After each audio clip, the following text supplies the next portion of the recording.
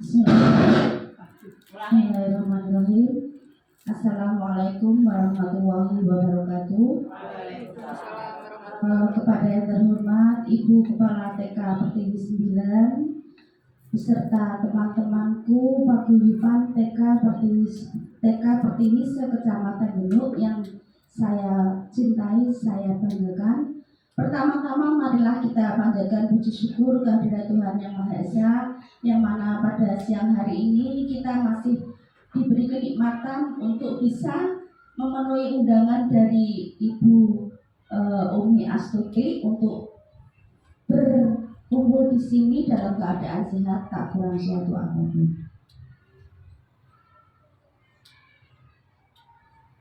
Yang kedua kalinya, sholawat serta salam marilah kita haturkan kepada junjungan kita Nabi Agung Rasulullah SAW yang senantiasa kita nanti-nantikan syafaatnya, baik syafaat di dunia maupun kelak di akhirat nanti. Temanku yang saya cintai, untuk mempersingkat waktu, acara pada siang hari ini adalah sebagai berikut. Yang pertama pembukaan, yang kedua menyanyikan lagu Indonesia Raya, yang ketiga sambutan Kepala Sekolah TK Pertiwi 9, yang keempat pemaparan atau penyampaian materi dari Ibu Umi Astuti SPD RPD selaku CPG Angkatan yang ke-11, dan yang ke-5 tanya jawab, yang ke-6 lain-lain dan penutup. Untuk mempersingkat waktu, marilah acara pada siang hari ini kita buka bersama dengan bacaan umum kita. Al-Hadiyah wa nikmah al-Fatihah. A'udzubillahi minasyaitonir rajim. Bismillahirrahmanirrahim. Alhamdulillahirabbil alamin arrahmanirrahim maliki yaumiddin iyyaka na'budu wa iyyaka nasta'in ihdinas siratal mustaqim siratal ladzina an'amta 'alaihim ghairil maghdubi 'alaihim waladdallin. Terima kasih, semoga dengan bacaan umum kita tadi acara demi acara dapat berjalan sesuai yang kita harapkan. Ibu-ibu, teman-teman yang kami hormati, selanjutnya acara yang kedua yaitu menyanyikan lagu Indonesia Raya yang akan dipimpin oleh teman kita Ibu Nur Aini. Kepadanya dipersilakan.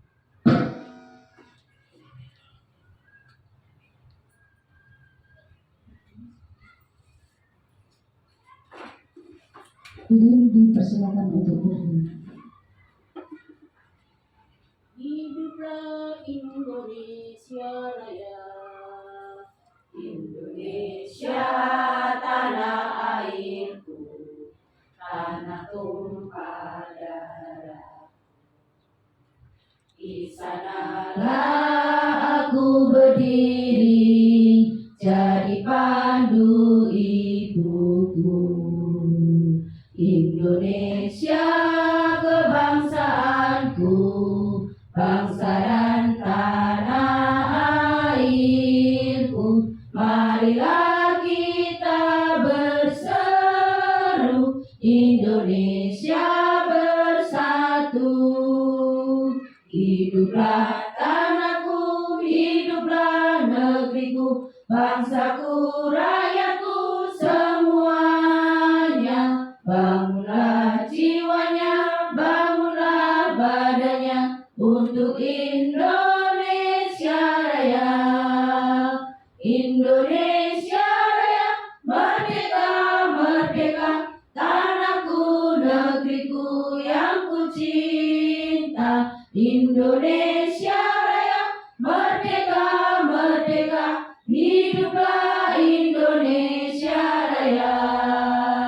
Indonesia Raya, merdeka, merdeka, tanahku, negeriku yang ku cinta. Indonesia Raya, merdeka, merdeka, hiduplah Indonesia Raya. Terima kasih, hadirin dipersilakan duduk kembali. Acara selanjutnya yaitu sambutan dari Kepala Sekolah TK Pertiwi 9. Kepada yang terhormat Ibu Susana SPD kami persilakan.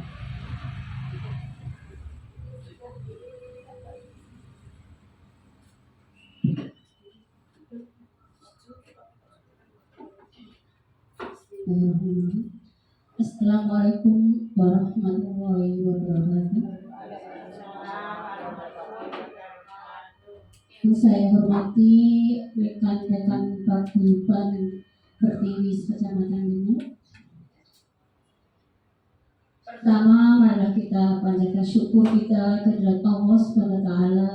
Alhamdulillah pada hari ini kita dapat menghadiri undangan dari Ibu Umi Astuti, yaitu dalam rangka TGP Angkatan 11 Guru Penggerak. Tidak lupa pula kita tekan selawat serta salam kagem junjungan Nabi kita Muhammad Sallallahu Alaihi Wasallam.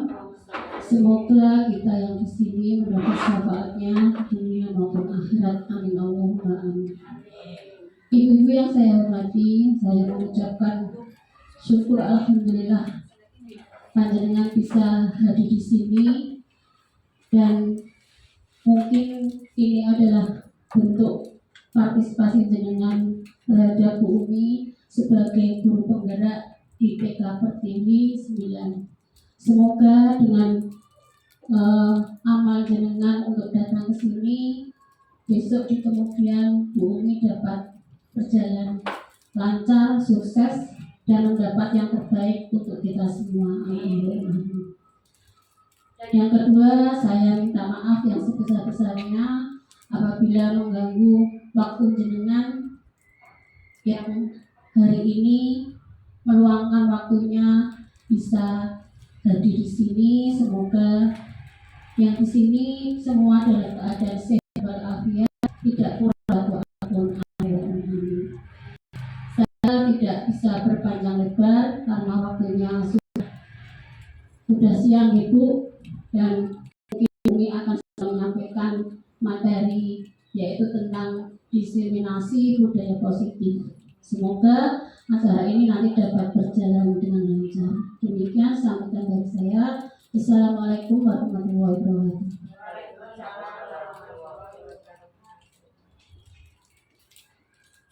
Terima kasih kepada Ibu Susana SPD yang telah memberikan sambutannya.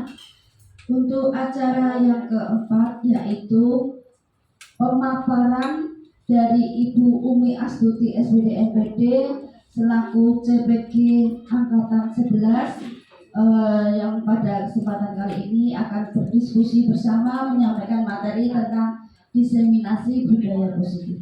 Kepada yang terhormat Ibu Umi Astuti SPD MPD, waktu kami persilakan. Terima kasih waktunya.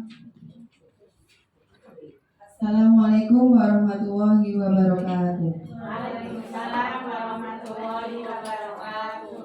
Yang saya hormati Ibu Kepala Sekolah dan teman-teman yang saya cintai. Alhamdulillahirabbil alamin. Wa bihi nasta'inu ala umuri dunya waddin. Wassalatu wassalamu ala asrofil anbiya'i wal mursalin wa ala alihi wa ashabihi ajmain. Amma ba'd. Pertama-tama mari kita panjatkan puja puji syukur kita atas kehadiran Allah Subhanahu wa taala yang mana telah melimpahkan rahmat serta hidayahnya sehingga kita bisa berkumpul dalam acara siang hari ini. Yang kedua, salawat serta salam kita haturkan kepada Nabi kita Nabi Muhammad SAW, yang mana kita nantikan syafaatnya di yaumil qiyamah. Amin amin ya rabbal alamin. Yang ketiga kalinya, sebelum acara kita mulai, marilah kita berdoa dulu. Kita buka acara ini dengan bacaan basmalah. Sebelum saya memaparkan presentasi saya ucapkan terima kasih atas kehadirannya teman-teman yang sudah meluangkan waktunya. Semoga apa yang saya sampaikan nanti bisa menjadi wawasan panjenengan dan bisa diimplementasikan di sekolah impian ibu-ibu semuanya. Itu ya. Langsung saja, di sini saya akan memaparkan tentang diseminasi budaya positif, yaitu oleh saya sendiri, Umi Astuti SPD MPD, yaitu CGP Angkatan 11. Di sini kita sharing ya Bu ya, bukan siapa yang tahu atau siapa yang lebih pintar, tapi kita sama-sama belajar. Kira-kira tadi saya itu melihat diseminasi itu apa toh? Diseminasi itu paparan Bu atau sharing tentang budaya positif. Mungkin budaya positif sudah ibu-ibu lakukan di sekolah ya Bu. Kira-kira budaya positif yang sudah ibu-ibu lakukan di sekolah apa itu? Budaya positif apa? Datang tepat waktu, mungkin budaya 5S, senyum, salam, sapa, apa lagi Bu? Yang sudah diterapkan di sekolah panjenengan. Menjaga kebersihan itu namanya budaya positif itu. Selanjutnya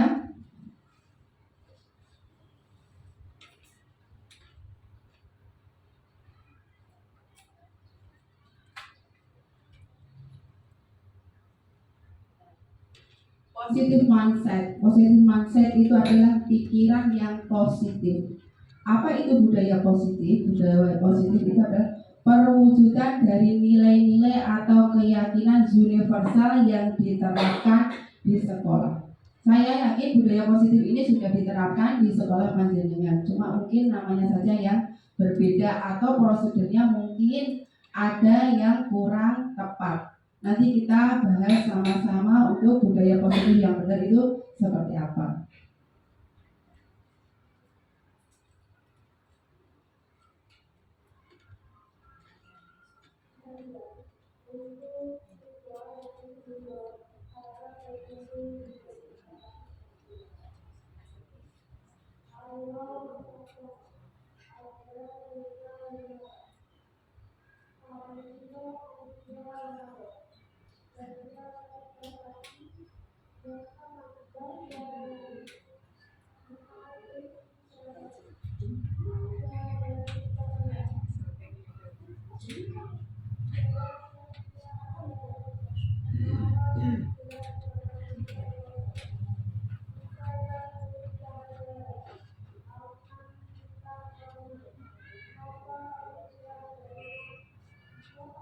Bu, selanjutnya konsep-konsep inti untuk menciptakan budaya positif. Nah, sebelum kita menciptakan budaya positif, itu ada 6 Bu yang harus kita perhatikan. Yang pertama itu disiplin positif, yang kedua motivasi perilaku manusia, yang ketiga keyakinan kelas atau sekolah, yang keempat kebutuhan dasar manusia, yang kelima posisi kontrol seorang guru, yang keenam segitiga restitusi. Yang ini nanti akan kita bahas bersama dan kita belajar bersama-sama, sharing bersama-sama. Nah, kira-kira dari keenam ini tadi, kira-kira apa ya Bu yang paling menarik bagi Bapak Ibu? Bagi ibu-ibu, kira-kira dari nomor 1 sampai 6 itu yang paling menarik dari ibu-ibu apa ini? Keyakinan kelas, disiplin positif, apalagi Bu? Oke, keyakinan kelas, disiplin positif. Nanti kita akan kupas bersama-sama. Untuk selanjutnya, ini saya punya permainan Bu. Permainan itu adalah cobalah buka. Cobalah buka. Ini diberatkan ibu-ibu itu punya suatu benda yang berharga. Ibu-ibu genggam sekuat tenaga. Bagaimana caranya agar tidak bisa terbuka? Nah, nanti tugasnya teman yang sebelahnya ini untuk merayu Anda biar tangan Anda itu membuka apa yang Anda genggam. Kira-kira paham Bu? Nah, temannya ini boleh nanti mengintimidasi, menggoda, menggelitik, bahkan menawari Anda uang. Jadi tugasnya yang di samping ini nanti tugasnya adalah merayu. Bagaimana Anda itu mau membuka tangan genggaman Anda. Paham Bu? Coba mari kita lakukan. Kira-kira Anda mau menggenggam apa kira-kira? Coba yuk kita lakukan sama-sama.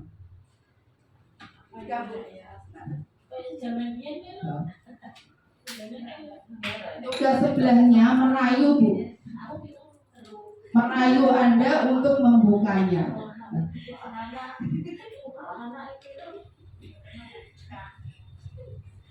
Kira-kira, pertanyaan saya Bu, kira-kira kalau ada suatu benda yang sangat berharga yang Anda genggam, kira-kira kalau Anda dibujuk Bu, dikasih uang, dirayu, kira-kira Anda mau membuka atau tidak?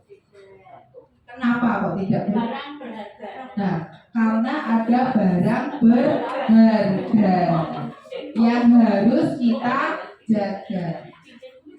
Jadi Anda tidak akan terbujuk dengan teman-temannya kan Bu? Terbujuk apa tidak? Bisa juga terbujuk, bisa juga tidak. Nah, ini nanti yang akan saya arahkan kontrol diri. Jadi budaya positif itu bisa dari diri sendiri Bu, bukan dari orang lain. Nah, kalau kita menggenggam sesuatu benda yang bermanfaat, otomatis itu kontrol dari diri atau dari orang lain? Kontrol dari diri sendiri, bukan karena dari orang lain. Tapi kalau Anda membuka tangan, Anda dirayu dengan rayuan, dikasih uang temannya dan Anda membuka, berarti Anda membuka tangan Anda berdasarkan rayuan dari orang lain. Begitu Ibu. Selanjutnya yaitu, nah di sini ada pergeseran paradigma teori kontrol.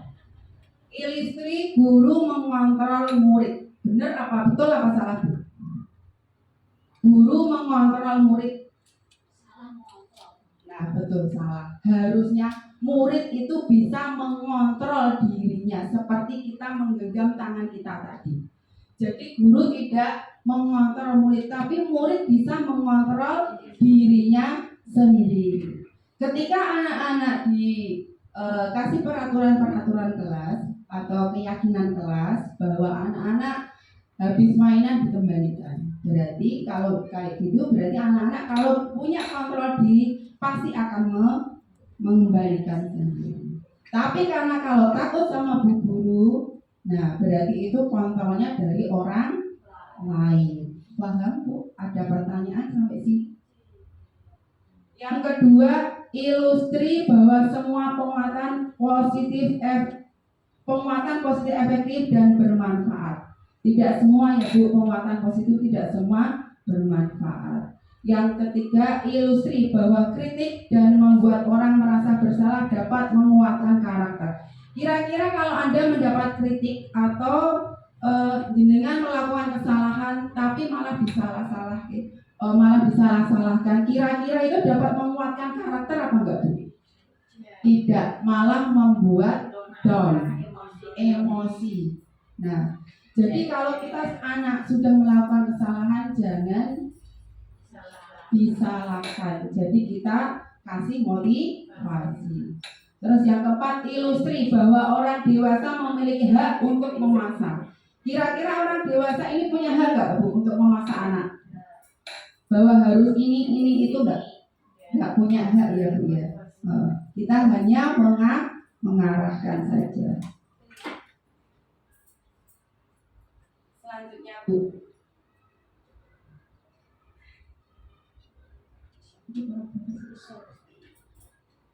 Selanjutnya, bagaimana seorang bisa merubah dari paradigma stimulus respon kepada pendekatan teori kontrol.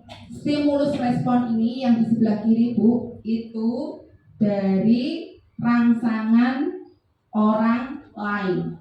Tapi kalau teori kontrol itu dari diri sendiri.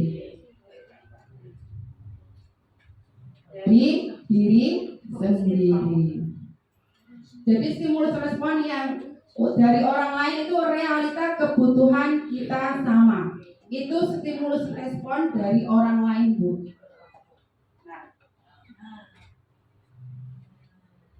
Nah, ya Bu, yang sebelah kanan realitas kebutuhan kita sama. Itu stimulus respon dari orang lain. Tapi kalau kontrol dari kita sendiri yaitu realitas kebutuhan kita berbeda. Yang kedua apa Bu? Semua orang melihat hal yang sama. Padahal setiap orang memiliki gambaran yang berbeda. Kita mencoba mengubah agar berpandangan sama dengan kita. Sebenarnya tidak. Kita berusaha memahami pandangan orang lain tentang dunia. Yang keempat, perilaku buruk dilihat sebagai suatu kesalahan. Padahal semua perilaku memiliki tujuan. Kalau kita melakukan kesalahan pasti itu ada alasannya. Enggak mungkin tidak. Selanjutnya, orang lain bisa mengontrol saya. Padahal hanya anak yang bisa mengontrol diri Anda sendiri. Hanya anak yang bisa mengontrol diri Anda sendiri. Saya bisa mengontrol orang lain. Padahal Anda tidak bisa mengontrol orang lain. Yang bisa mengontrol diri kita hanya diri kita sendiri, Bu. Penguasaan ada pada saat rujukan gagal. Padahal kolaborasi dari konsensus menciptakan pilihan-pilihan baru. Model berpikir menang kalah, model berpikir menang-menang. Sekarang tuh menang kalah nggak ada, Bu. Yang ada itu tidak ada kalah, tidak ada menang, tidak ada salah, tidak ada benar. Semuanya benar, semuanya menang. Selanjutnya, nah ini disiplin positif. Disiplin positif ini merupakan salah satu cara penerapan disiplin yang bertujuan untuk menumbuhkan kesadaran serta memperdayakan anak untuk melakukan sesuatu tanpa sogokan, ancaman maupun hukuman. Jadi melakukan disiplin positif itu berdasarkan diri kita sendiri, bukan karena hukuman, sogokan maupun ancaman. Sampai sini paham, Bu? Saya lanjutkan ya. Nah, nilai-nilai kebajikan universal itu pada umumnya, Bu, ya. Ternyata sudah ada pada profil Pancasila, ya. Yang pertama apa, Bu? Iman, bertakwa kepada Tuhan Yang Maha Esa. Yang kedua, berkebinekaan global, bergotong royong, kreatif, kritis, dan mandiri. Budaya-budaya positif ternyata sudah ada di profil Pancasila yang sudah kita terapkan ke sekolah. Ini, Bu, motivasi perilaku manusia. Nah, manusia itu kalau melakukan sesuatu pasti ada motivasinya. Gitu, betul? Nah, ini di sini ada 3, Bu. Yang pertama, karena apa? Menghindari ketidaknyamanan atau hukuman. Yang kedua, mendapat imbalan atau penghargaan. Yang ketiga, menghargai diri dan menjadi orang yang mereka inginkan. Sekarang saya mau tanya jujur saja ya, Bu. Kira-kira jenengan itu biasanya kalau melakukan sesuatu karena yang 1, 2, atau 3, Bu? Kadang-kadang 1, kadang-kadang 2, tergantung situasi dan kondisi. Biasanya kita orang dewasa itu pasti biasanya pilihnya 1 sama 2, Bu. Nomor 3 jarang ya, Bu. Biasanya 1, nomor 2. Karena apa? Menghindari ketidaknyamanan atau hukuman. Kita datang tepat waktu biar bisa absen, tunjangannya keluar lancar.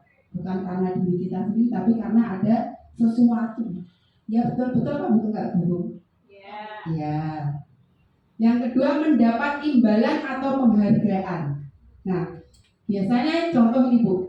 Kita jalan-jalan santai pada 17 Agustus. Nah, kira-kira ibu-ibu mengikuti jalan santai tujuannya apa, Bu?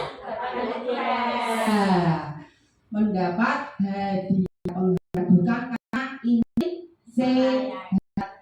Nah, itulah karena mendapatkan imbalan dan penghargaan. Aku tak jalan sehat biar dapat door prize sepeda, biar dapat door prize kulkas 2 pintu 2 jendela, biar dapat apa lagi, Bu? Nah, yang sering kita lihat itu 1 sama 2 ya, Bu. Kalau nomor 3 itu menghargai diri dan menjadi orang yang mereka inginkan itu melihat situasi dan kondisi. Harusnya nomor 3 Bu, tapi karena kita manusia pasti 1 dan 2. Selanjutnya, nah, bedanya hukuman, konsekuensi, dan restitusi. Kalau hukuman itu adalah sesuatu yang menyakitkan harus terjadi, sedangkan konsekuensi sesuatu harus terjadi, dan restitusi itu merupakan suatu pilihan. Nek hukuman Bu, anak yang datang terlambat, kamu jam segini baru datang terlambat, silahkan kamu pulang atau silahkan lari lapangan 10 kali. Itu yang namanya hukuman. Alhamdulillah Bu. Oh, zaman SMA alhamdulillah kalau suruh pulang ya.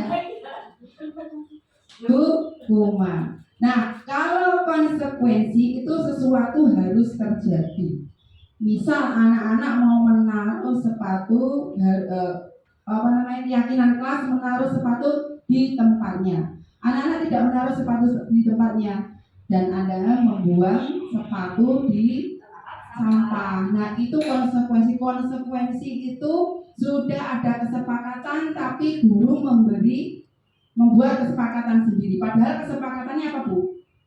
Menaruh sepatu di tempatnya. Harusnya kesepakatan kelas seperti itu, tapi karena Bu Guru memberi konsekuensi sendiri, akhirnya sepatu yang tadi tidak ditaruh di tempatnya dibuang di tempat sampah. Itu namanya konsekuensi. Karena kamu tidak menaruh sepatu di tempatnya, maka Bu Guru buang sampah sepatunya. Itu namanya konsekuensi. Kalau restitusi itu sebuah pilihan Bu. Jadi kita itu kalau ada masalah, kita itu mengarahkan anak untuk memberi solusi, bukan menghakimi. Seperti itu. Nanti bisa dibaca secara sekilas. Ini sudah saya petakan antara hukuman, konsekuensi, dan restitusi. Nanti bisa dibaca secara sekilas ya Bu.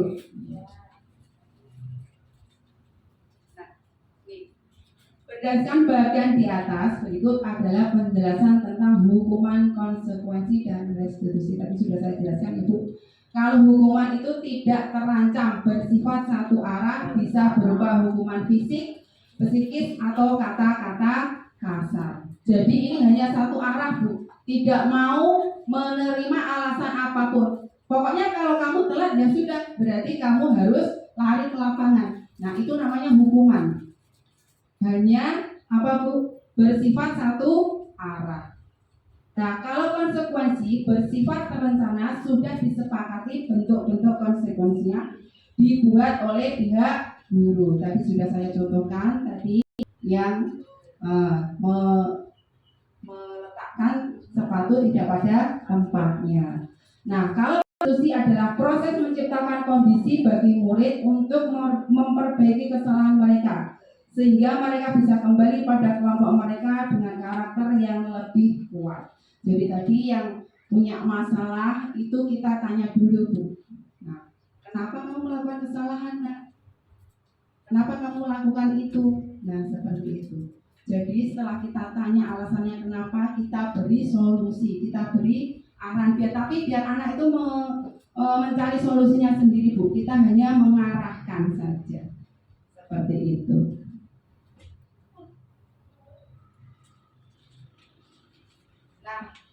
Ini ada konsekuensi dan hukuman Bu. Ini saya ada pertanyaan, nanti kita jawab bersama-sama ya Bu. Ini termasuk hukuman atau konsekuensi? Coba kita baca sama-sama ya Bu.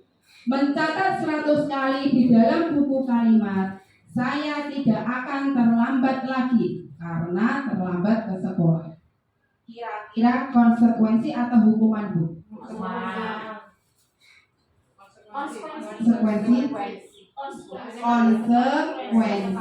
Nah, karena kita sudah punya kesepakatan kelas tadi Bu.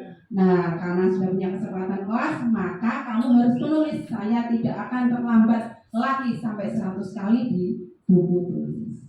Terus yang kedua, lari mengelilingi lapangan berdua karena terlambat di sekolah, hukuman. Bentar. Bersihkan coretan yang di meja tulis, murid diminta untuk push up 15 kali karena tidak menggunakan masker, hukuman. Berdiri di depan sambil mengangkat kaki. 1 karena tidak menjawab pertanyaan, hukuman. Membersihkan WC karena merusak pensil teman. Membersihkan WC karena merusak pensil teman.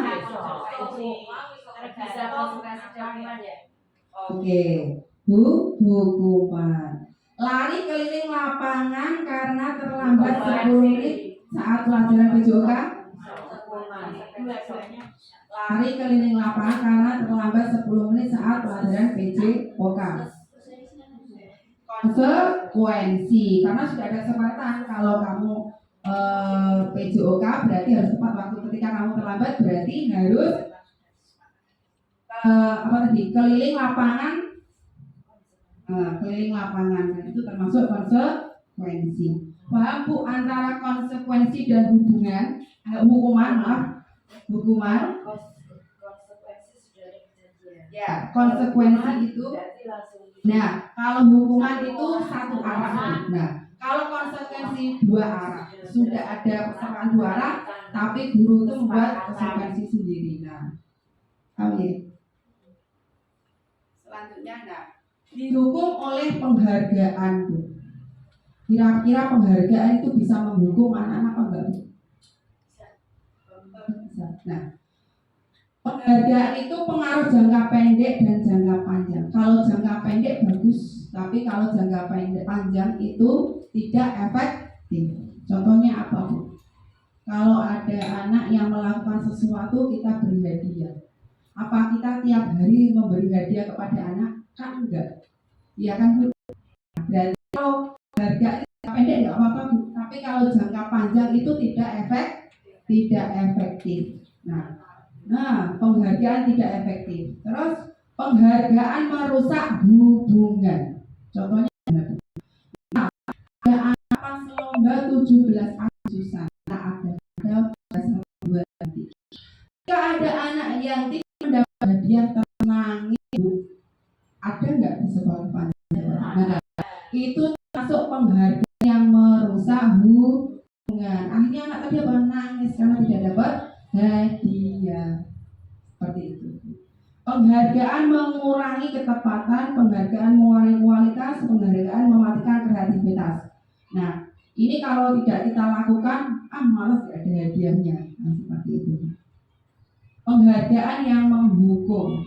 Penghargaan menghukum ini contohnya gini, Bu. Ada juara 1 kita beri hadiah, juara 2-nya kita tidak beri hadiah. Padahal juara 2-nya ini harusnya dikasih penghargaan, enggak, Bu? Dikasih penghargaan ya. Karena kita tidak mengasih penghargaan, akhirnya penghargaan menghukum menjadi tidak adil bagi juara 2-nya tadi. Motivasi dari dalam diri inklusif. Ini yang saya tanyakan, Bu. Mengapa keyakinan kelas kok bukan peraturan kelas, Bu? Kenapa harus keyakinan kelas bukan peraturan kelas? Kalau dulu peraturan kelas ya, Bu. Kalau sekarang beda lagi. Sekarang itu keyakinan kelas. Nah, keyakinan kelas. Nanti akan kita kupas bersama-sama. Apa itu keyakinan kelas dan peraturan kelas? Selanjutnya, mengapa kita memiliki peraturan tentang penggunaan helm pada saat mengendarai kendaraan roda 2 atau motor? Saya tanya, Bu, ini ada 2 pertanyaan. Kira-kira kalau jenengan itu membawa helm itu karena keyakinan pada diri Anda atau karena hukuman? Peraturan. Nah, kalau Anda memakai helm karena takut ditangkap polisi, itu berarti sebuah atau hukuman. Tapi kalau Anda memakai helm dengan tujuan menjaga keselamatan, itu termasuk keyakinan. Biar selamat. Kita kan nggak tahu apa yang terjadi waktu kita mengendarai. Nah, kira-kira Ibu kalau memakai helm ini karena keyakinan atau karena hukuman, Bu? ya biasanya ya. Yang nomor 2 Bu, mengapa kita memiliki peraturan tentang penggunaan masker dan mencuci tangan setiap saat? Kira-kira ini keyakinan atau peraturan? Aturan, keyakinan. Aku masker kan glowing gitu. Awalnya peraturan terus menjadi keyakinan ya Bu. Keyakinan. Harusnya keyakinan Bu, kalau Anda memakai masker biar tidak terkena penyakit. Bukan karena peraturan ya Bu, tapi karena memakai masker karena apa Bu? Biar tidak kena penyakit ibu-ibu, atau waktu itu corona ya Bu. Alhamdulillah corona sudah berlalu.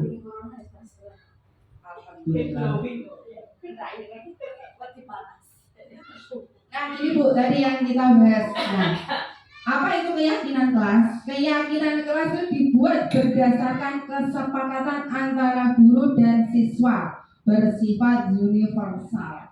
Yang kedua, peraturan biasanya dibuat oleh guru, bersifat satu arah. Nah, kalau keyakinan kelas, nanti kita bahas ya Bu. Sebentar, saya satunya. Nah, ini kalau keyakinan kelas itu kita membuat kesepakatan dengan murid di kelas. Jadi bukan guru yang memberi aturan. Kamu tidak boleh ini, kamu tidak boleh itu. Tapi kita membuat kesepakatan bersama murid di dalam kelas. Yang pertama Bu, mempersilahkan warga sekolah siswa untuk mencurahkan ide tentang peraturan yang akan disepakati. Nah, jadi nanti anak-anak dikasih kertas untuk membuat kesepakatan atau disuruh menulis kesepakatannya apa saja. Terus mencatat semua masukan. Nah, gini, kalau anak PAUD karena belum bisa menulis, bisa dengan gambar. Misal nih gambarnya nih membuang sampah pada tempatnya, nanti mau dicatat di mana? Nah seperti itu Bu. Jadi kesepakatan kelas itu dibuat bersama murid, bersama-sama, ya, bersama antara guru dan murid. Kira-kira sampai di sini dipahami nggak Bu? Pahami. Yang ketiga, ganti kalimat negatif menjadi positif. Kira-kira apa Bu? Masuknya gimana? Ganti kalimat negatif menjadi kalimat positif. Misal, tidak boleh terlambat, itu kalimat negatif. Kalimat positifnya apa Bu? Datang tepat waktu. Tidak boleh membuang sampah pada tempatnya. Buanglah sampah pada tempatnya. Kita jangan melihat ke belakang Bu, kita melihat ke depan. Ibu ini kita melihat ke depan. Nah, masa lalu biarlah berlalu. Nah, yang sudah kita ketahui mari kita rubah bersama-sama. Ya, kalau kita membuat peraturan jangan kalimat negatif, tapi kalimat positif. Ya. Kalimat positif. Contohnya kalimat negatif apa lagi Bu? Dilarang lari-lari di kelas ya. Jalan pelan-pelan. Nah itu kalimat positifnya. Dilarang berteriak, kalimat positifnya apa Bu?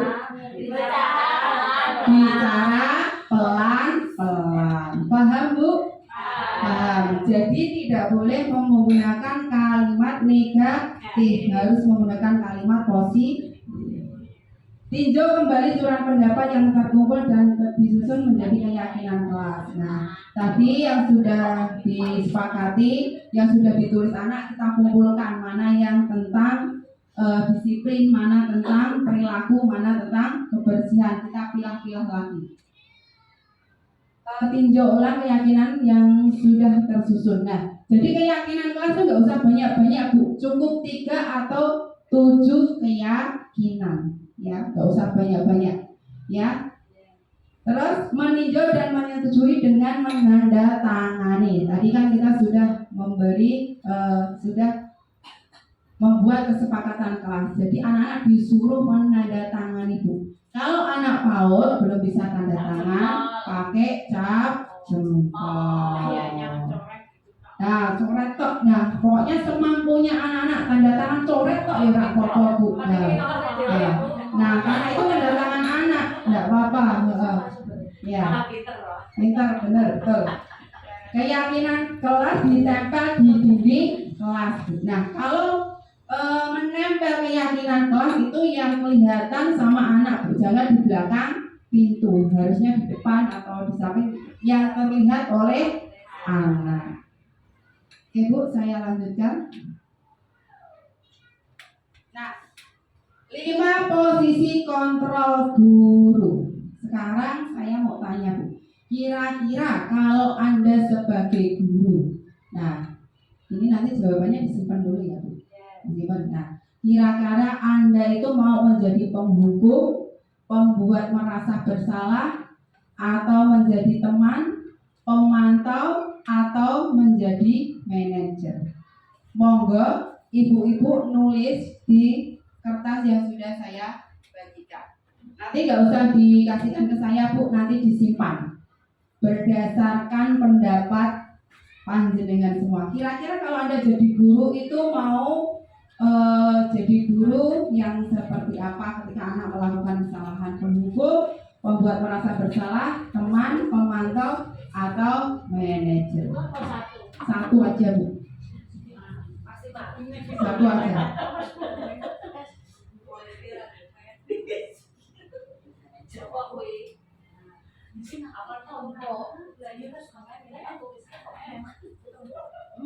Simpan sendiri.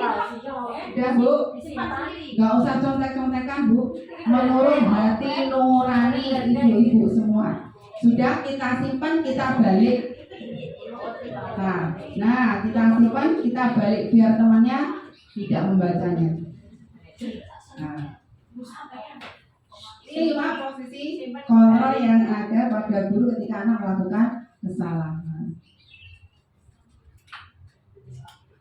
Nah, ini saya punya contoh video posisi kontrol guru. Saya ada 5 video anak.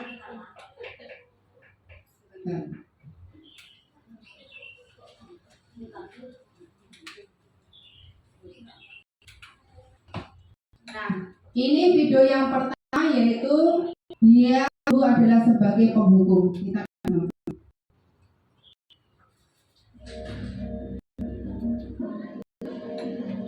Nalan, sini kamu. Selamat pagi Bu. Selalu terlambat. Kamu deh pasti terlambat.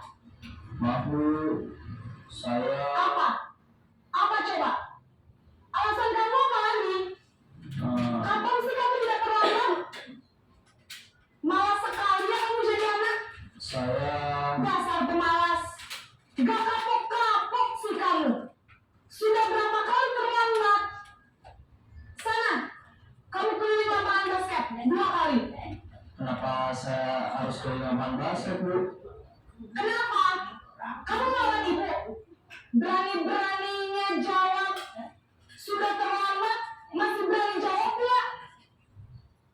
Sekarang, keliling lapangan basket 5 kali sekalian. Biar kapok. Cepat.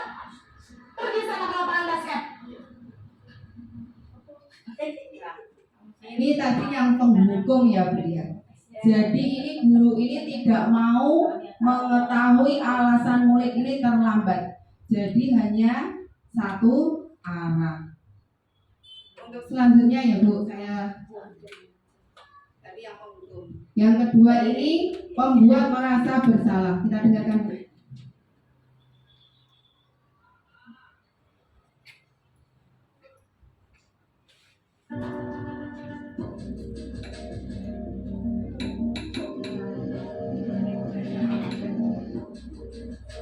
Naren,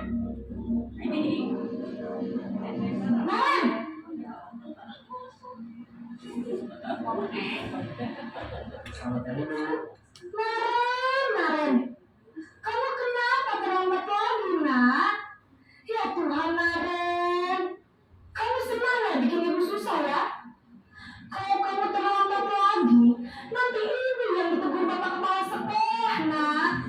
Disangka ibu tidak bisa membina kamu. Duh, gimana ini?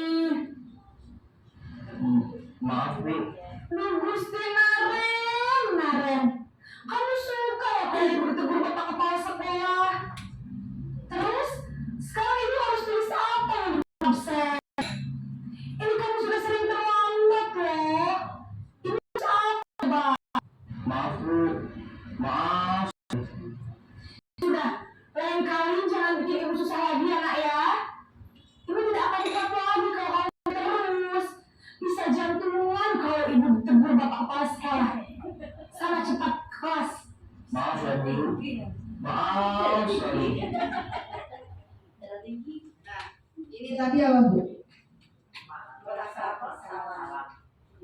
Sudah salah tapi disalah-salahkan, ya. Kamu tuh telat terus, nanti saya dimarahin kepala sekolah. Nah, saya nanti bisa jantungan, sudah telat, sudah takut, masih disalah-salahkan. Itu tadi apa Bu? Merasa bersalah. Untuk video selanjutnya Bu, ini sebagai teman Bu, kita lihat sebagai teman.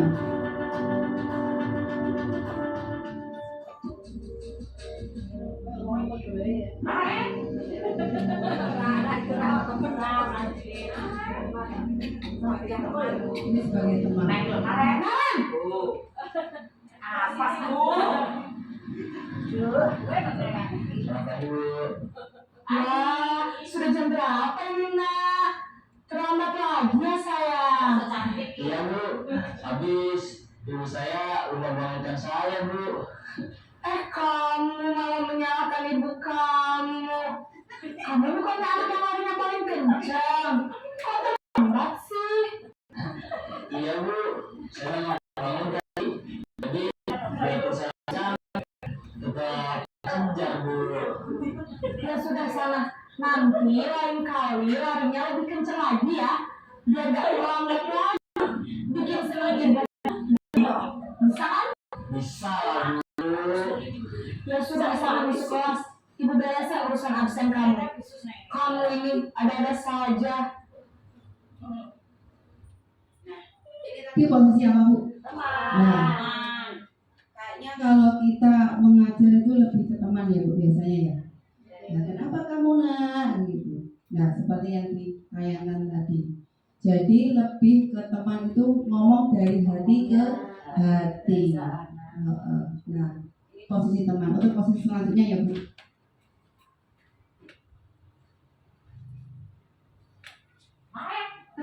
Sebagai pemantau.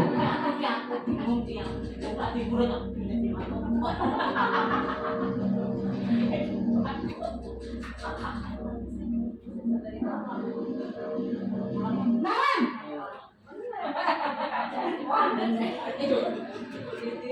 Selamat pagi Bu. Naren, apa peraturan sekolah kita tentang jam berapa kita harus masuk sekolah, nak? Kita harus di sekolah jam 7 Bu. Iya betul, sekarang sudah jam 7.20. Naren sudah tahu konsekuensinya jika terlambat hadir. Paham Bu. Saya harus tinggal kelas pas jam istirahat selama 20 menit. Iya benar, konsekuensinya demikian. Jadi nanti jam 9.30 pas istirahat, kamu harus tinggal di kelas, kerjakan tugas tambahan untuk ketertinggalan kamu, ya? Baik Bu. Itu tadi yang pemantau Bu. Sekarang kita lihat yang posisi manajer seperti apa.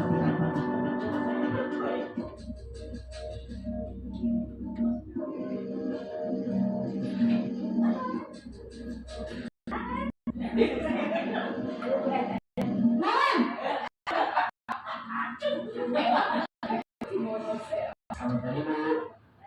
Selamat pagi Naren. Maaf Bu. saya terlambat. Iya, sekolah masuknya jam 7, sekarang sudah jam 7.20. Jadi sekarang bagaimana ini, Naren? Maaf Bu, saya lupa setel alarm saya semalam. Baiklah, menurut kamu, keyakinan sekolah yang mana yang perlu kamu tingkatkan? Menghargai diri sendiri dan orang lain mungkin Bu. Setuju. Jadi, apakah Naren meyakini prinsip saling menghormati tersebut? Iya Bu, saya meyakininya. Apakah Naren bersedia memperbaiki masalah keterlambatan ini? Bersedia Bu. Bagaimana kamu akan perbaiki masalah keterlambatan ini? Saya akan coba untuk tidak lupa menyetel alarm saya Bu. Baik, kalau Naren lupa menyetel alarm di rumah, ada orang yang kira-kira bisa bantu mengingatkan tidak?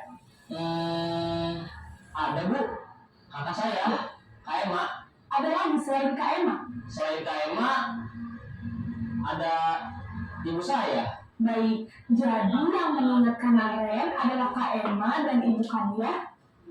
Kira-kira akan mulai saat kapan nih Naren? Setelah akan saya lakukan.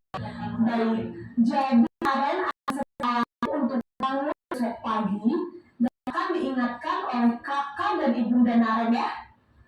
Ada lagi yang mungkin perlu dilakukan Naren? Agar tidak terlambat bangun lagi. Tidak ada Bu. Baik Naren, terima kasih untuk kerjasama kamu. Sekarang kamu perlu kembali ke kelas untuk belajar. Baik Bu, terima kasih.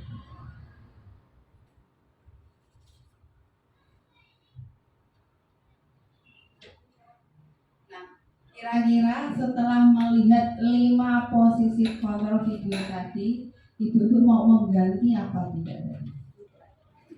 Tetap ada penilaiannya. Kira-kira yang paling pas yang kita terapkan itu apa Bu? Posisi kontrol apa Bu? Saya pemantau. Mantau, oke. Teman. Sebagai apa? Teman.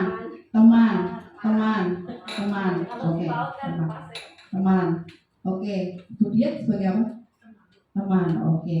Nah, kita lihat ya Bu, posisi kontrol tadi sudah kita nah ini tadi kan sebagai penghukum kita lihat ya, tapi banyak yang jadi teman ya Bu.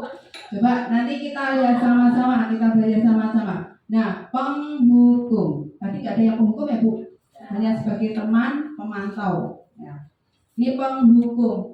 Penghukum itu menghardik, menunjuk-nunjuk, berkaca pinggang, membentak, atau hukuman fisik atau secara verbal. Tadi contohnya sudah ada ya Bu. Nah, dampak penghukum ini dampaknya apa Bu? Anak menjadi pendendam. Iya nggak Bu? Menjadi pendendam nggak Bu?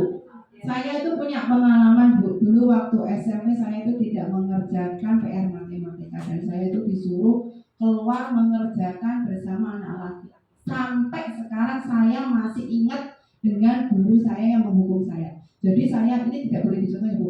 Ini jadi saya kalau ketemu di jalan tuh tak biarin Bu, enggak saya. Sekarang saya apa dendam dulu karena saya dibikin malu walaupun itu tahu kesalahan saya, tapi karena saya itu merasa dipermalukan, akhirnya saya tuh menjadi dendam dan sampai saat ini tuh saya masih ingat. Jadi kalau posisi penghukum ini tidak tepat. Tidak menyukai guru atau mapel tertentu. Nah, biasanya kalau ada salah satu guru serigala atau yang guru yang terlalu apa namanya?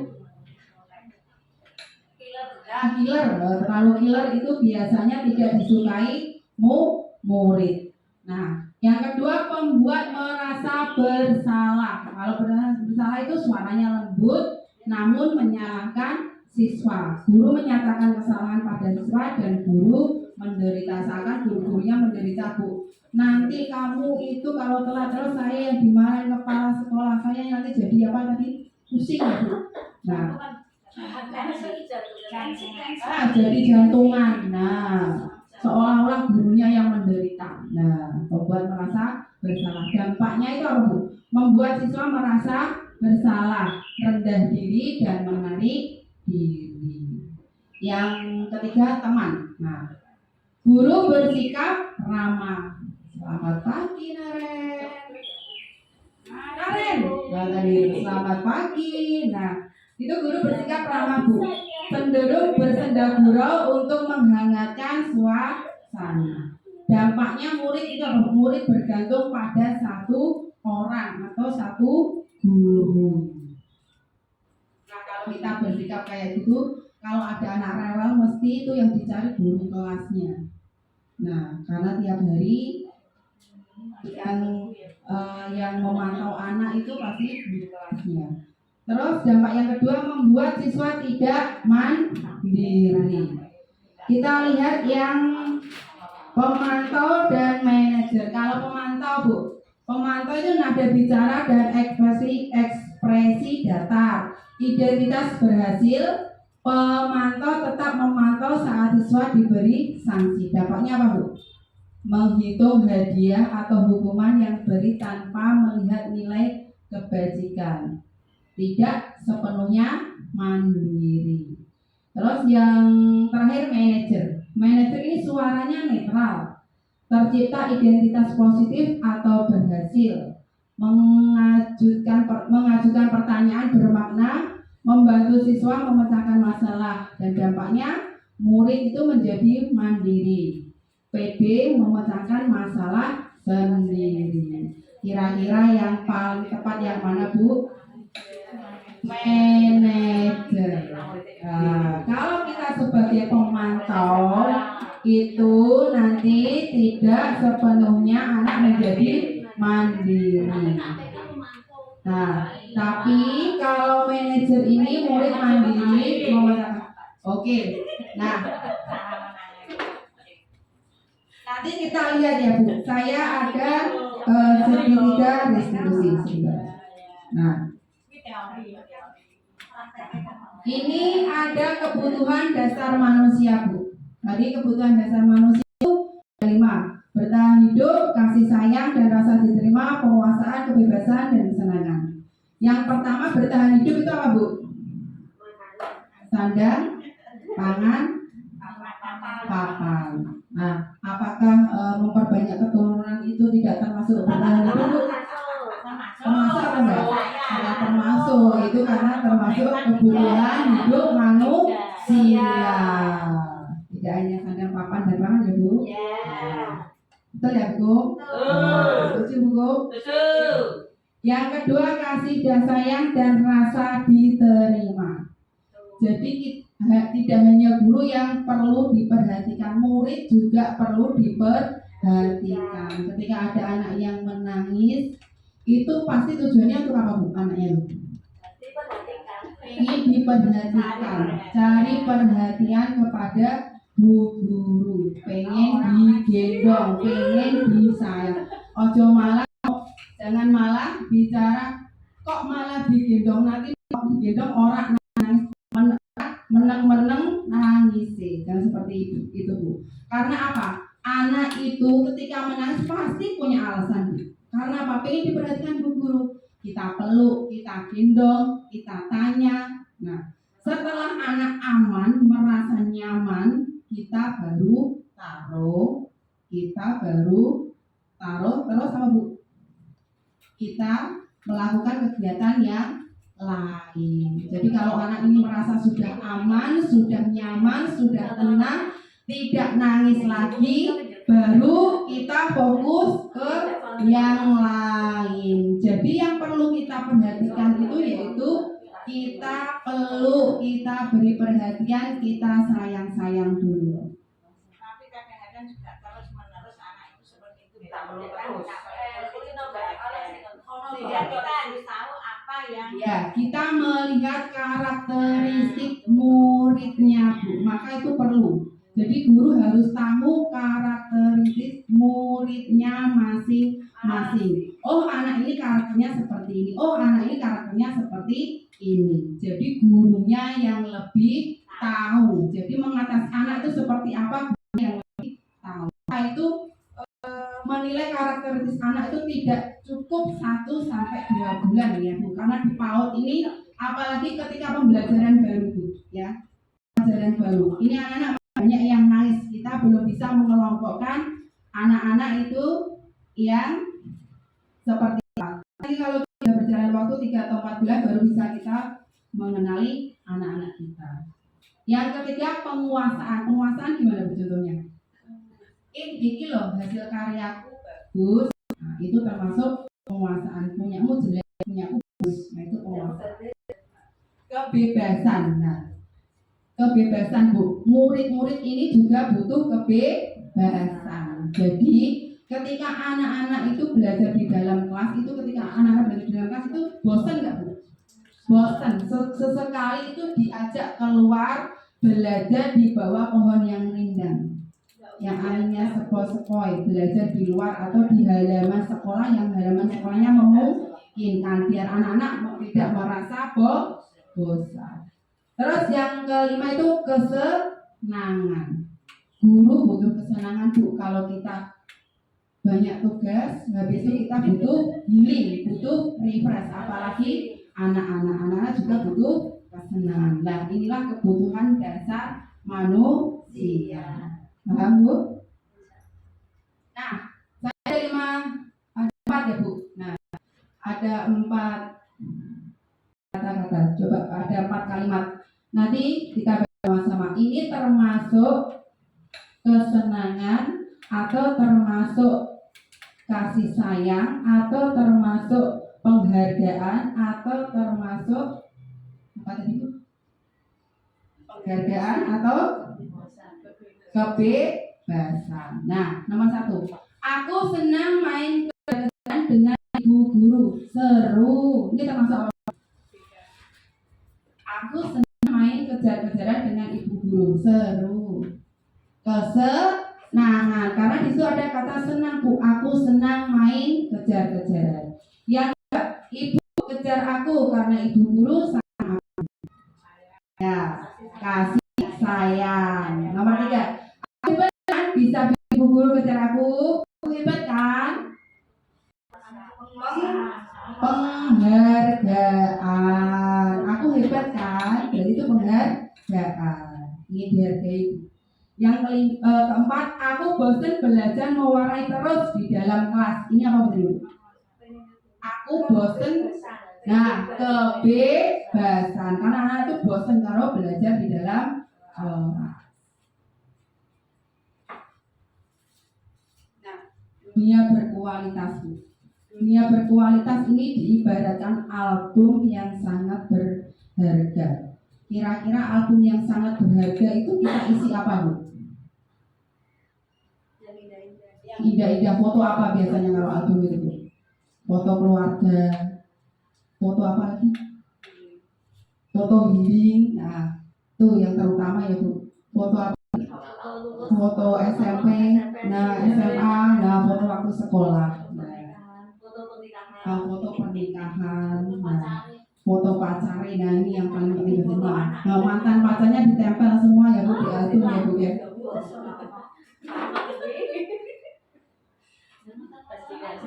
Sekarang saya tanya Bu, siapakah orang yang paling penting dalam hidup Anda? Pasti jawabannya apa?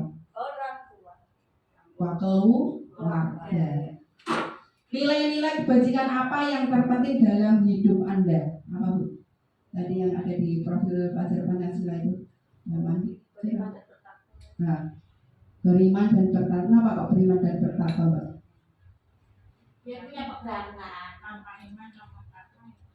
Tanpa iman, tanpa takwa. Dia punya pegangan itu. Nah, iman orang dilakukan kan ya namanya. Mbak Nuryatin silakan menjelaskan. Gak apa sini. Nah, Mbak Nuryatin ya.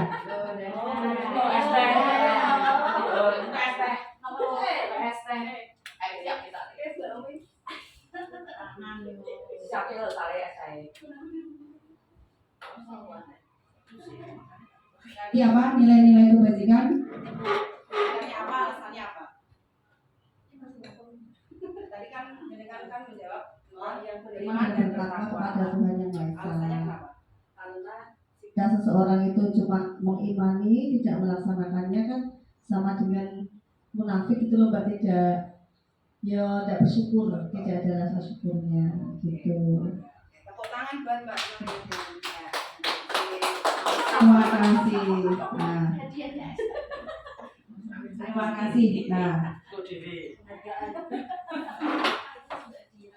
Nilai apa tadi? Yang pertama tadi apa Bu? Beriman dan bertakwa kepada Tuhan Yang Maha Esa. Jadi kalau kita beriman dan bertakwa kepada Tuhan Yang Maha Esa karena apa Bu alasannya? Ya karena yang menciptakan kita itu ya Allah Subhanahu Wa Taala. Kalau kita tidak beriman kepada Allah, terus mau beriman kepada siapa? Karena kita melakukan segala sesuatu itu harus punya iman. Betul. Aplaus buat Mbak Nuriati. Kalau yang ketiga Bu, kalau Anda menjadi orang yang ideal, karakter atau sifat apa yang Anda paling inginkan pada diri Anda? Nah, ini Bu, jika Anda menjadi orang yang ideal, kira-kira apa karakter apa yang Anda inginkan pada diri Anda? Kira-kira apa Bu? Tolong, dermawan, yang baik-baik, jujur. Nah, karena kalau orang jujur itu pasti dipercaya, menolong. Nah, kalau kita mempermudah urusan orang lain, insya Allah urusan kita juga dimudahkan. Selanjutnya Bu, apa pencapaian Anda yang Anda sangat banggakan? Kira-kira dari lahir sampai Anda seperti ini, apa yang kira-kira Anda banggakan Bu? Capaian apa? Ya diri kita, apa Bu? Yang menjadi apa Bu? Hukum? Ya, bisa mengeluarkan ilmu pada orang lain. Bisa menularkan ilmu kepada orang lain. Monggo? Bangga menjadi ibu. Keren ya. Menjadi istri soleha, seperti namanya Solehati. Masya Allah, luar biasa Bu. Cita-cita yang diinginkan Bu Tuti sangat luar biasa. Menjadi istri yang soleha. Amin. Amin. Terus Bu, apa pekerjaan ideal bagi Anda? Tentunya guru. Ceritakan bagian perjalanan hidup Anda di mana Anda merasa itulah titik puncak hidup Anda.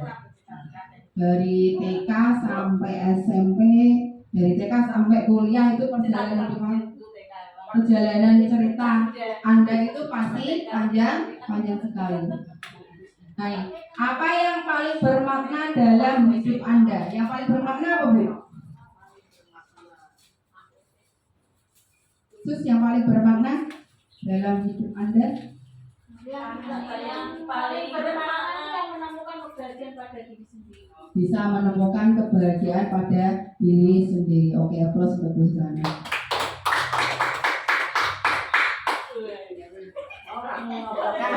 Ini Bu, ini yang menjadi pertanyaan ibu-ibu tadi semua ya.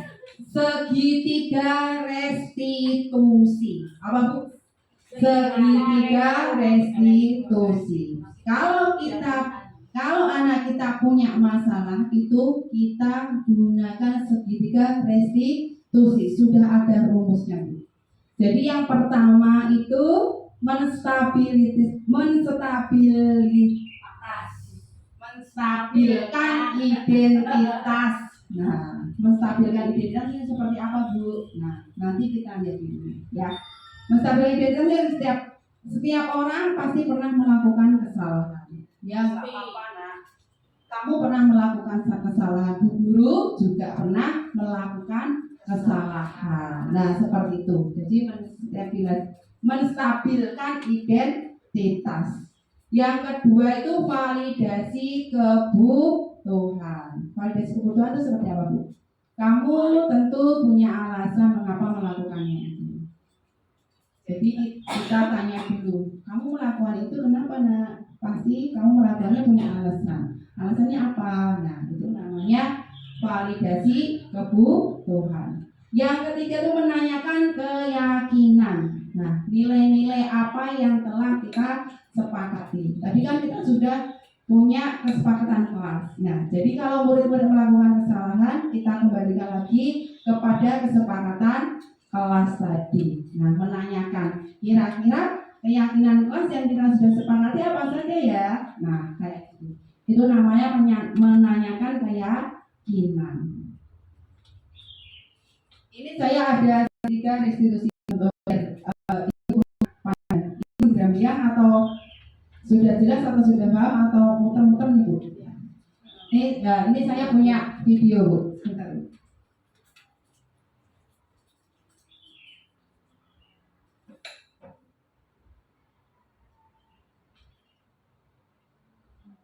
Nah, ini segitiga restitusi saya.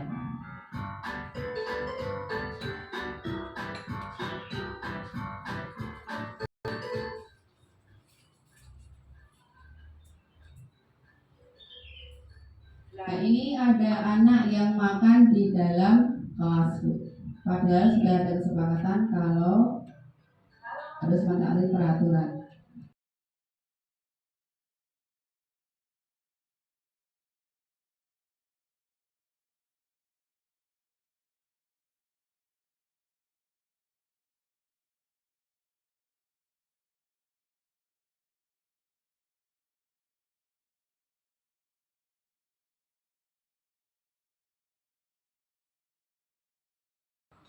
Halo Mas Jaki, selamat siang. Tadi sudah istirahat? Tadi sudah makan? Sudah. Yaki tahu nggak? Kira-kira Bu Umi itu manggil Yaki ke sini itu untuk apa? Tadi kenapa? Oh nggak tahu. Bu Umi manggil Yaki tadi ke sini. Bu Umi tadi lihat Mas Zaki itu tadi makan saat jam pembelajaran. Betul atau salah? Nah? Tadi Bu Umi lihat Mas Zaki makan saat jam pembelajaran. Betul atau salah? Oh betul. Tadi Mas Zaki makan ya saat jam pembelajaran ya. Yaki sebenarnya makan itu kebutuhan manusia. Bu Umi kalau lapar juga Bu Umi makan. Tapi kita harus lihat situasi dan kondisi di waktu yang tepat. Nah, sekarang Bu Umi mau tanya. Nah, kira-kira kalau Mas Yaki itu makan di saat jam pembelajaran itu perbuatan salah atau benar? Salah. Nah, kalau Yaki sudah tahu salah, tadi kenapa kok Mas Yaki makan di dalam kelas jam pembelajaran? Oh, karena lapar, belum sarapan ya. Kenapa kok belum sarapan? Oh, takut telat ya. Tadi malam memang Mas Zaki tidur jam berapa kok? Kok telat berangkatnya? Oh, jam 9. Nah, biar Mas Zaki itu tidak makan di dalam kelas. Nanti tiap pagi Mas Zaki harus sarapan dulu ya. Oke, nah sekarang Bu Umi ingin menanyakan keyakinan kelas. Mas Zaki kira-kira masih ingat apa enggak tentang keyakinan kelas yang sudah kita sepakati? Kira-kira apa saja ya? Harus apa ya? Bersikap baik, terus jujur, tidak boleh makan di kelas saat jam pelajaran. Oke, nah kira-kira kalau Mas Zaki tadi makan di dalam kelas, kira-kira itu perbuatan salah atau betul nak? Perbuatan apa? Salah. Nah, di sini Bu Guru itu tidak akan menghakimi Mas Zaki, tidak akan menyalahkan Mas Zaki, tapi Bu Guru di sini ingin mencari solusi agar Mas Zaki tidak makan di dalam kelas. Nah, kira-kira kapan nih Mas Zaki akan memperbaiki kesalahan Mas Zaki agar tidak makan di dalam kelas? Kapan? Besok? Kapan mau memperbaiki kesalahannya besok? Besok, oke. Berarti besok Mas Zaki akan memperbaiki kesalahannya ya. Bu Umi di sini hanya ingin Mas Zaki itu jadi anak yang baik, taat sama peraturan, dan jadi anak yang soleh. Siap. Oke. Terima kasih Mas Yaki. Tas dulu, tas dulu. Oke, peluk Tumi. Oke, terima kasih. Saya sangat senang karena Bu Umi sudah mencarikan solusi. Kira-kira setelah menonton video tadi, ibu-ibu paham nggak Bu? Jadi kalau ada anak-anak yang melakukan kesalahan, kita itu tadi sudah punya rumusan yaitu segitiga restitusi. Yang pertama itu menstabilkan identitas. Ya, menstabilkan identitas gimana tadi Bu? Ya, gimana Bu? Menanyakan apa Bu tadi Bu? Nah, menanyakan dulu kepada anak. Kira-kira kamu nggak dipanggil di sini Bu, ini kamu apa tidak? Nah, kesalahannya anak itu seperti apa? Tahu Bu, tadi kenapa kok tadi Yaki dipanggil Bu Umi ke sini? Tadi makan di dalam kelas. Nah, kita tanya dulu Bu. Yang kedua itu tadi apa Bu? Menstabilkan identitas. Tadi yang terakhir ya Bu ya. Menstabilkan yang kedua, menstabilkan identitas itu tadi yaitu menanyakan alasannya. Nah, kenapa tadi Mas Zaki kok makan di dalam kelas? Tadi Mas Zaki jawabnya apa Bu? Kenapa? Karena lapar. Jadi ada dua komunikasi, bukan satu arah. Jadi kita tahu alasannya anak itu melakukan kesalahan itu apa. Jangan terus kita menghakimi atau jangan langsung kita menghukum, menghadik, itu tidak boleh Bu. Kita harus tahu alasannya murid ini apa. Nah, kita tanyakan dulu kenapa Mas Jaki tadi kok makan di dalam kelas? Kenapa Bu? Oke. Nah, setelah itu baru kita menanyakan keyakinan kelas. Menanyakan keyakinan kelas apa tadi Bu? Contohnya. Nah, keyakinan kelas yang sudah kita sepakati, yang sudah kita tempel-tempel tadi itu namanya keyakinan kelas. Nah, itu kira-kira keyakinan kelas yang sudah kita sepakati apa Mas Jaki? Kita ulas kembali. Oh iya Bu, mentaati peraturan ketika jam pelajaran. Ketika jam pelajaran tidak boleh makan di dalam kelas. Seperti itu. Jadi kita ulas lagi keyakinan kelas yang sudah kita sepakati. Ya. Habis itu kita mengarahkan anak untuk mencari solusinya sendiri Bu. Kira-kira biar Mas Jaki itu tidak makan di dalam kelas, kira-kira apa yang dilakukan Mas Jaki besok biar tidak makan di dalam kelas? Harus sarapan pagi. Yang kedua, bangunnya lebih awal biar tidak telat, akhirnya bisa sarapan pagi. Nah, yang itulah yang dinamakan segitiga restitusi. Ya, yang pertama itu menstabilkan identitas, validasi tindakan, yang ketiga keyakinan. Keyakinan apa Bu? Menanyakan keyakinan. Sampai di sini paham Bu? Nah, itu adalah rumus segitiga restitusi ketika kita menghadapi anak yang melakukan kesalahan. Jadi kita tidak boleh menghukum, menghadik satu arah ya. Jadi kita harus ada dua arah antara guru dan anak. Nah, mungkin itu saja Bu yang bisa saya sampaikan. Kurang dan selebihnya saya mohon maaf. Mungkin saya buka sesi tanya jawab Bu. Ada yang bertanya mungkin apa yang saya sampaikan kurang paham, monggo bisa ditanya.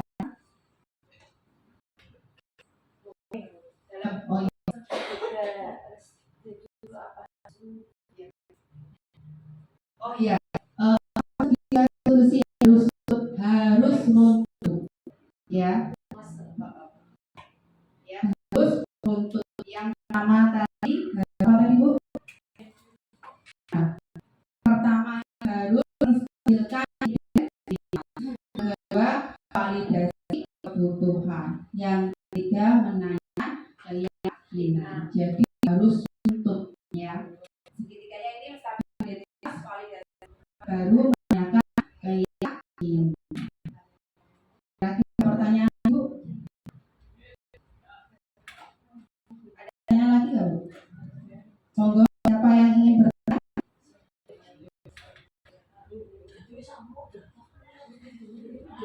Sudah Bu, nggak ada pertanyaan? Siapa Bu yang belum sampai? Monggo ditanyakan Bu.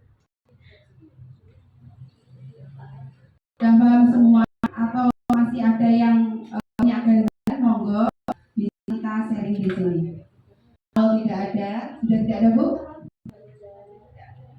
Alhamdulillah, kalau sudah tidak ada, saya tutup. Terima kasih atas partisipasinya, atas kehadirannya. Semoga apa yang saya sampaikan tadi bermanfaat bagi ibu-ibu semua dan bisa diterapkan di sekolah impian panjenengan semua. Assalamualaikum warahmatullahi wabarakatuh. Waalaikumsalam warahmatullahi wabarakatuh. Terima kasih Bu-Ibu.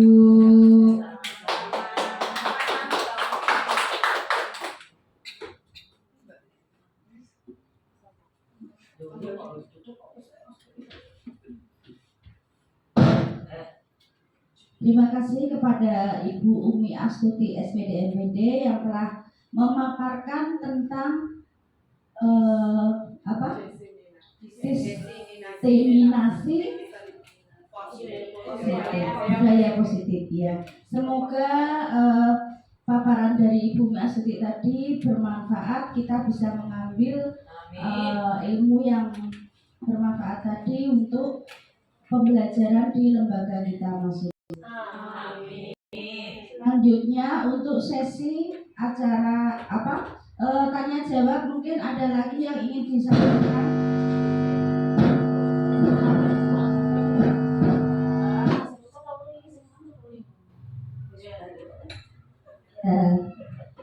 Tidak ada nih Bu.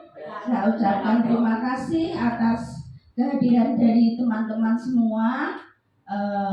Semoga bermanfaat dan kita doakan saja semoga Ibu Umi Astuti dalam menjalankan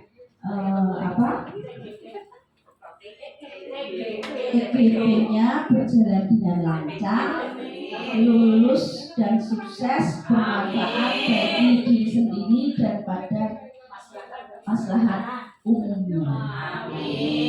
Demikian ya Bu. Marilah acara pada siang hari ini kita tutup bersama dengan membaca hamdalah. Alhamdulillahirobbilalamin. Saya di sini sebagai pembawa acara.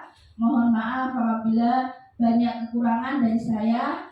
Akhir kata, wabillahi taufiq wal hidayah. Wassalamualaikum warahmatullahi wabarakatuh. Waalaikumsalam warahmatullahi wabarakatuh.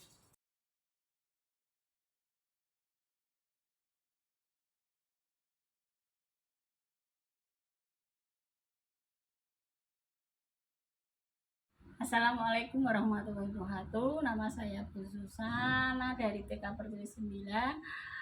Setelah mengikuti paparan dari Bu Umi tentang diseminasi budaya positif, saya sangat berterima kasih karena dengan itu saya mengetahui bagaimana cara pandang saya terhadap budaya positif yang baik dan benar. Guru Penggerak Indonesia Maju. Assalamualaikum warahmatullahi wabarakatuh. Assalamualaikum, saya Budia. Saya setelah mengikuti praktik baik dari Bu Umi Astuti kemarin, yang saya dapatkan adalah bahwa ternyata pendekatan disiplin itu bisa dilakukan dengan cara kontrol dari diri sendiri, bukan dari orang lain. Demikian ya. Terima kasih. Assalamualaikum warahmatullahi wabarakatuh.